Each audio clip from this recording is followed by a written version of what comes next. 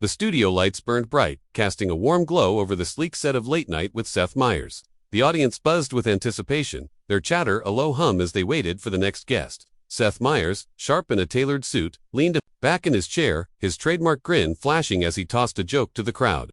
The band kicked into a lively tune, and the energy in the room crackled. Tonight's lineup was stacked, but the name on everyone's lips was Blake Shelton, the country music titan known for his quick wit and easy charm. He'd been on the show before, always delivering a mix of humor and heart that made him a fan favorite. But tonight, something felt off. Backstage, Blake paced in the green room, his boots scuffing the polished floor. His team hovered nearby, sensing his tension but unsure how to address it. He'd been in a mood all day, his usual laid-back demeanor replaced by a restless edge. Maybe it was the long press junket, or maybe it was the tabloid rumors swirling about his personal life. Whatever it was, the air around him felt charged, like a storm brewing just out of sight. A production assistant popped in, clipboard in hand, and gave him a quick nod. 5 minutes, Mr. Shelton, she said, her voice clipped and professional. Blake muttered something under his breath, grabbing his hat and adjusting it low over his eyes. On set, Seth wrapped up a segment with a comedian, the audience roaring at a punchline about New York traffic. He glanced at his notes, then at the camera, his eyes glinting with mischief. Folks, we've got a real treat next. He's a country music legend, a coach on The Voice, and probably the only guy who can make a flannel shirt look cooler than my suit. Please welcome Blake Shelton. The crowd erupted, the band leaning into a twangy riff as Blake strode out. All 6'5" of him, waving with a smile that didn't quite reach his eyes. He settled into the guest chair, crossing one leg over the other, his posture relaxed but his fingers drumming on the armrest. Seth, ever the pro, dove right in. Blake, man, it's been a minute. You've been busy, haven't you? New album, tour, and I hear you're basically running Oklahoma now. The audience chuckled, but Blake's laugh was short, almost sharp. Yes, Seth, something like that, he said, his drawl heavier than usual. But you know, I'm just trying to keep up with you city folks. The line landed, but there was a bite to it, a subtle challenge that hung in the air. Seth, picking up on the vibe, tilted his head, his smile unwavering. City folks, huh? You saying I couldn't handle a day on your ranch? The crowd laughed again, but Blake leaned forward, his eyes locking onto Seth's. I'm saying you'd probably trip over a hay bale before you even got to the barn. The audience hooted, thinking it was playful banter, but Seth's grin faltered for a split second. He recovered quickly, tossing back, well, I'd at least look good doing it. The exchange was light on the surface, but there was an undercurrent, a tension that the audience couldn't quite place. As the segment rolled on, Seth steered the conversation toward Blake's new album, asking about the inspiration behind the lead single. Blake answered, but his responses were clipped, his humor edged with something darker. He mentioned a song about heartbreak, and when Seth pressed for details, Blake's jaw tightened. You ever been through something real, Seth? Like, not just a bad day in Manhattan, but something that cuts deep. The question was raw, unexpected, and the audience's laughter petered out. Seth blinked, caught off guard, but he leaned into it, trying to keep things light. I mean, I've had my heart broken by a bad bagel. Does that count? The crowd chuckled nervously, but Blake didn't smile. He leaned back, his eyes narrowing, and said, yeah, that's what I thought. The air in the studio shifted, the playful vibe souring. Seth, sensing the need to pivot, suggested they move to a game segment, something about guessing country song titles. But Blake wasn't having it. You know, Seth, he said, his voice low but carrying. Maybe we skip the games tonight. Maybe we talk about something real for once. The audience went quiet, the band's music fading as every eye turned to the two men on stage. Seth's smile held, but his knuckles whitened around his pen. Something was about to give. The silence in the studio was thick, the kind that makes your skin prickle. Seth Meyers, still clutching his pen, leaned forward, his eyes flicking to the audience for a split second before settling back on Blake Shelton. The crowd was holding its breath, caught between expecting a punchline and sensing something heavier. Blake's challenge hung in the air, his words about talking something real landing like a gauntlet. Seth, ever the seasoned host, tilted his head, his smile tightening just enough to betray his unease. All right, Blake, he said, his voice steady but cautious. Let's talk real. What's on your mind? Blake shifted in his chair, the leather creaking under his weight. His hat cast a shadow over his face, but his eyes were sharp, unyielding. You know, Seth, I've been doing this a long time. Singing, touring, smiling for cameras. And every time I come on a show like this, it's the same thing. You ask about the album, the tours, maybe crack a joke about my accent, but nobody ever asks about the stuff that actually matters. His voice was low, deliberate, each word carrying a weight that made the audience lean in despite themselves. Seth raised an eyebrow, sensing an opportunity to steer things back to safer ground. Well, I'm asking now, what's the stuff that matters? He spread his hands, inviting Blake to take the lead, but there was a flicker of wariness in his expression. The band, sensing the shift, stayed quiet, their instruments silent for the first time in the segment. Backstage, producers exchanged glances, one reaching for a headset to whisper something to the control room. The vibe was off, and everyone knew it. Blake leaned forward, elbows on his knees, his hands clasped tightly. You want to know what matters? How about the fact that this whole industry, this whole world you're sitting in, loves to chew people up and spit them out? You think it's all awards shows and sold-out tours, but it's not. It's sleepless nights, it's people tearing into your life like it's their business. It's pretending you're fine when you're not. His voice cracked on the last word, and for a moment, the audience saw past the country star persona to something raw, something human. The crowd murmured, some nodding, others shifting uncomfortably. Seth, picking up on the mood, tried to bridge the gap. I hear you, Blake, that sounds heavy. I mean, you're a guy who's always seemed so grounded, but is there something specific you're getting at? He was fishing, trying to keep the conversation from spiraling to far-off script, but Blake wasn't playing along. He let out a dry laugh, shaking his head. Specific? Yeah, let's get specific. How about the way folks like you love to poke at my life for laughs? You think it's funny, asking about my relationships, my choices, like it's just fodder for your monologue. Seth blinked, his smile faltering. The audience gasped softly, the sound rippling through the studio. He opened his mouth to respond, but Blake wasn't done. I'm tired of it, Seth. Tired of every talk show host thinking they can dig into my world and make it a punchline. You want a real conversation? Then stop treating me like a caricature. The words were sharp, cutting through the polished veneer of the show. The crowd was split, some clapping in support, others whispering, unsure how to react. Seth, now visibly rattled, tried to regain control. Whoa, Blake, I don't think anyone's trying to make you a caricature. We love having you here, man. Let's maybe take a breath, talk about something else, like that new single you've got climbing the charts. He flashed a hopeful grin, but Blake's expression didn't soften. He leaned back, crossing his arms, his jaw set. Nah, Seth, I'm not here to play nice tonight. You wanted real, you're getting it. The tension was palpable now, the studio feeling smaller, the lights harsher. A producer signaled from the wings, but Seth waved them off. His eyes locked on Blake. He knew they were teetering on the edge of something unscripted, something that could either make for unforgettable TV or a complete disaster. Okay, Seth said, his voice measured. Let's keep it real then, but maybe we dial it back a bit. Keep it fun for the folks watching. It was a plea disguised as a suggestion, but Blake's next move would decide the direction of the night. Blake Shelton's words hung heavy, a challenge that refused to dissipate. The audience, caught in the crossfire of his intensity, shifted in their seats, their earlier excitement now laced with unease. Seth Meyers, his composure fraying at the edges, leaned forward, his hands clasped tightly on the desk. His attempt to lighten the mood had fallen flat, and Blake's refusal to pivot left the room teetering on a razor's edge. The cameras kept rolling, capturing every tense glance, every subtle shift in posture. Seth took a breath, his mind racing to find a way to salvage the segment without letting it spiral further. All right, Blake, Seth said, his voice calm but deliberate. I hear you. Nobody's trying to make you feel like a punchline. Let's talk about what's real for you. Then what do you want the folks out there to know? It was a calculated move, an invitation to let Blake vent while steering the conversation back to something manageable. The audience leaned in, sensing the shift, their curiosity outweighing their discomfort. But Blake wasn't ready to let go of the reins. He tilted his head, his eyes narrowing as he studied Seth. What I want them to know. How about this? I'm a person, not a product. I'm not just some guy you bring out to sing a song and tell a funny story. I've got a life, a heart, and yeah, maybe some scars that don't make it into the headlines. His voice was steady now, but there was a fire behind it, a conviction that made the audience hang on his every word. You want to know what's real? Real is waking up every day, knowing half the world's got an opinion on you, and most of it's wrong. The crowd murmured, a mix of empathy and surprise. Some nodded, connecting with the rawness of his words, while others glanced at each other, unsure how to process a celebrity bearing so much. Seth, sensing an opening, nodded thoughtfully. That's powerful, Blake. I think a lot of people can relate to feeling judged, misunderstood, but let me ask, how do you deal with that? How do you keep going when the noise gets so loud? It was a genuine question, meant to bridge the gap, but Blake's response was a curveball. I deal with it by calling it out, Blake said, his tone sharp. Like right now. You think this show's about connecting with people, but it's not. It's about ratings, about keeping the audience clapping like trained seals. You don't care about my scars, Seth. You care about what'll get you a viral clip. The accusation landed like a slap, and the audience gasped, the sound sharp in the quiet studio.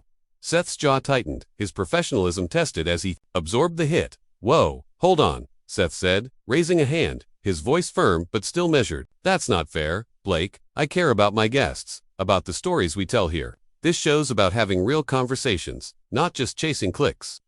But Blake shook his head, his expression unyielding.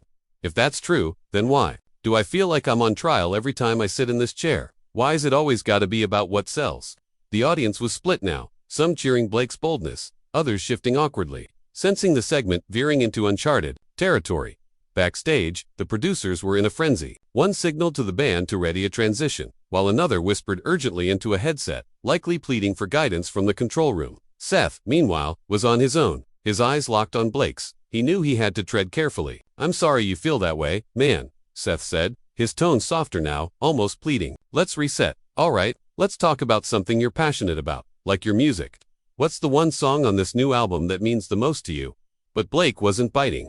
He leaned back, crossing his arms, his voice dropping to a low, almost dangerous drawl. "You still don't get it, do you? I'm not here to plug an album tonight. I'm here to say what I've been holding in for too long. And if you can't handle that, maybe I shouldn't be here at all." The words were a bombshell, and the audience erupted in a mix of gasps and scattered applause. Seth's face froze, his mind clearly racing for a response as the studio lights seemed to burn hotter, the tension coiling tighter with every passing second. The studio was a pressure cooker, the air thick with the weight of Blake Shelton's words. His declaration that he might not belong on the set sent a shockwave through the audience, their mixed reactions rippling like a current. Some clapped, drawn to his defiance, while others sat stunned, unsure whether to cheer or brace for what came next. Seth Meyers, caught in the spotlight's glare, felt the heat of every eye in the room. His desk, usually a shield, felt like a trap. He forced a chuckle, trying to defuse the moment, but his eyes betrayed a flicker of panic. "Come on, Blake," he said, his voice straining for levity. "You're not walking out on us, are you? We're just getting started." Blake didn't budge, his arms still crossed, his stare unrelenting. "Started what, Seth? Another round of canned questions. Another chance for you to spin my life into something cute for the highlight reel." His voice was steady, but there was a raw edge to it, like a man who'd been pushed too far. The audience shifted, their murmurs growing louder, feeding off the drama unfolding. A few rows back, a woman whispered to her friend, "Is this for real?" But no one had an answer. Seth leaned back, his hand spreading on the desk as if to steady himself. "Look, man, I'm trying here," he said, his tone a mix of frustration and sincerity. "I want this to be a real conversation, but you're coming at me like I'm the bad guy. Help me out. What do you want to say? Lay it on the table." It was a gamble, opening the floor to Blake's unfiltered thoughts, but Seth had little choice. The show was slipping out of his control, and the cameras were catching every second. Blake leaned forward, his hat tilting slightly as he locked eyes with Seth. "All right, I'll lay it out. I'm sick of this game, this whole setup. You bring me out here, put me in this chair, and act like we're buddies, but it's all a show. You don't know me, Seth. You don't know what it's like to have your every move picked apart, to have strangers think they own you." His voice rose, not in anger but in conviction, each word striking like a hammer. "I'm done playing the part. You want me to sit here and smile? That's not happening tonight."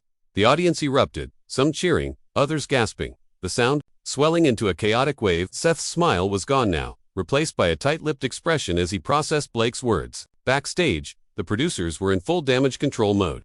One gesturing wildly to the stage manager, another speaking rapidly into a headset. The band, caught off guard, stayed silent, their usual cues useless in the face of this unraveling segment. Seth raised a hand, trying to quiet the crowd. Okay, he said, his voice cutting through the noise. "Blake, I get that you're frustrated, but let's not burn the house down here. You're a guest, and we're thrilled to have you. Can we find some common ground?" Blake's laugh was sharp, almost bitter. "Common ground? That's rich. You think we're on the same level, Seth? You sit behind that desk, cracking jokes, while I'm out there living the life you're joking about. You don't get to call that common ground." The words hit hard, and the audience's reaction was a mix of cheers and uneasy murmurs. Seth's face flushed, a rare crack in his polished exterior. He opened his mouth to respond, but Blake cut him off. "You know what? Maybe I'm done talking. Maybe it's time I showed you what real looks like." Before anyone could react, Blake stood, his chair scraping loudly against the stage.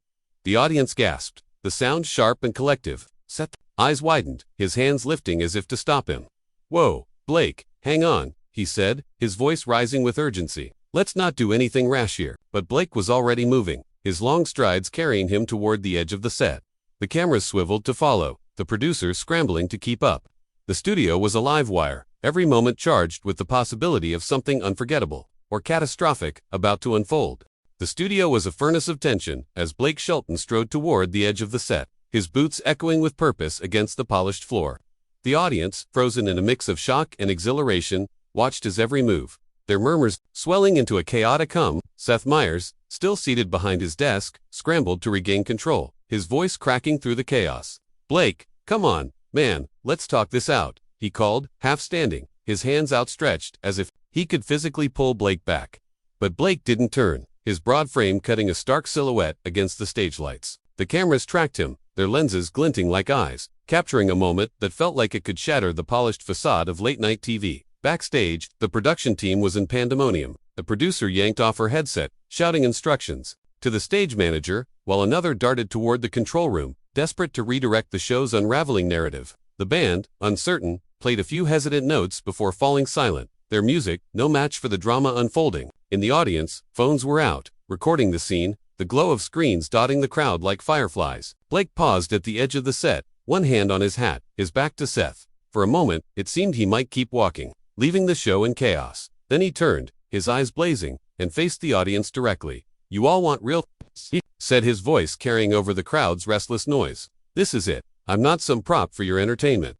I'm a man who's had enough." The words were raw, unscripted, and the audience erupted, some cheering wildly, others shouting encouragement, a few booing, unsure how to process the rebellion. Seth, now fully standing, tried to interject. "Blake, nobody's saying you're a prop, let's sit down, figure this out together." His tone was pleading, but there was an edge of frustration. A host pushed to his limit. Blake shook his head, stepping back onto the set but not toward his chair. "Figure it out. Seth, you don't get it. This whole setup, this whole world, it's built to keep people like me in a box. Smile, sing, sell the album, repeat. But I'm not playing that game tonight." He pointed at the audience, his gesture sweeping over them. "And you all, you eat it up, don't you? You love the drama, the gossip, but you don't see the cost." The crowd's reaction was a fractured wave, some clapping in solidarity, others murmuring in confusion, the divide growing sharper. Seth, his face tight with strain, took a step around the desk, closing the distance between them. "Blake, I'm not your enemy here," he said, his voice low but firm. "This show's about connecting, about giving you a platform. But you're making it real hard to do that right now." It was the closest Seth had come to pushing back, and the audience felt it, their noise dipping as they waited for Blake's response. He turned fully now, facing Seth, his expression unreadable. "A platform, that's what you call this. Feels more like a cage." The word stung, and Seth's jaw clenched, his patience visibly fraying. "All right, enough," he said, his voice rising. "You want to air your grievances, fine, but you don't get to come on my show and tear it apart. We invited you here in good faith." The audience gasped, sensing the shift from tension to confrontation. Blake's eyes narrowed, his stance unwavering. "Good faith? Then why do I feel like I'm fighting to be heard? You want me to sit pretty and play along, but I'm done with that." The studio was electric, every breath held as the two men faced off. A producer appeared in the wings, gesturing frantically, but neither Blake nor Seth noticed. The cameras zoomed in, capturing the sweat on Seth's brow, the fire in Blake's gaze. The audience was a live wire, their energy feeding the chaos. Then Blake took a step closer, his voice dropping to a dangerous calm. "You know what, Seth? Maybe it's time I walk out of this cage for good." The threat was clear, and the studio braced for what came next, the line between performance and reality blurring beyond recognition. The studio was a powder keg, Blake Shelton's words igniting a spark that threatened to consume everything. His threat to walk out hung in the air, a challenge that pinned every eye on him and Seth Meyers. The audience, a mix of rapt and restless. It was a chorus of gasps and whispers, their phones still recording, capturing the unraveling of a moment that felt too raw to be staged. Seth stood frozen, his hands clenched at his sides, the polished host persona stripped away. Blake, towering and unyielding, held his ground, his eyes daring Seth to respond. The cameras, relentless, zoomed in, catching the strain in Seth's face, the defiance in Blake's stare. The line between guest and host, between performance and truth, was gone. Seth took a breath, his voice low but sharp. "Blake, you want to walk, that's your call. But don't stand there acting like I'm the one who put you in a cage. You came here, you sat down, you knew what this was." The words were a counterpunch, Seth's frustration boiling over. The audience reacted, some cheering Seth's pushback, others shouting for Blake to keep going. The divide was palpable, the room splitting into factions as the tension reached its peak. Backstage, producers were a blur of motion, one signaling for a commercial break, another pleading into a headset. But the show was beyond saving now. Blake's laugh was low, almost a growl. "Knew what this was? Yeah, I knew. Another night of smiling through the same tired script. But I'm not doing it anymore. Seth, you want me gone? Fine, but I'm leaving on my terms. He turned, his boots heavy on the stage, and started. For the wings, the audience erupted, a chaotic blend of cheers, boos, and shouts of his name. Seth, caught off guard, called after him, Blake, come on, don't do this. Let's finish this right. But Blake didn't stop, his stride purposeful, his hat low as he moved toward the shadows of the set. The stage manager, wide-eyed, stepped forward, unsure whether to block Blake or let him go. A producer rushed onto the stage, whispering urgently to Seth, who waved her off, his focus still on Blake's retreating figure. Folks, Seth said, turning to the audience, his voice strained but steady. We're gonna take a quick break, sort this out, stay with us. The band, finally snapping into action, launched into a frenetic tune, but it did little to mask the chaos. The cameras panned to the audience, their faces a mix of shock and excitement, some still filming, others standing, craning for a better view. As Blake reached the edge of the stage, he paused, turning back one last time. The spotlight caught him, framing his face in stark relief. This is real, he said, his voice cutting through the noise. You want to know who I am? Watch what happens when I stop playing the game. With that, he stepped into the wings. Disappearing from view, the audience roared, a tidal wave of sound that shook the studio. Seth, left alone on stage, ran a hand through his hair, his composure shattered. He forced a smile, but it was hollow, his eyes darting to the spot where Blake had vanished. The producers, desperate to regain control, signaled for the show to cut to commercial.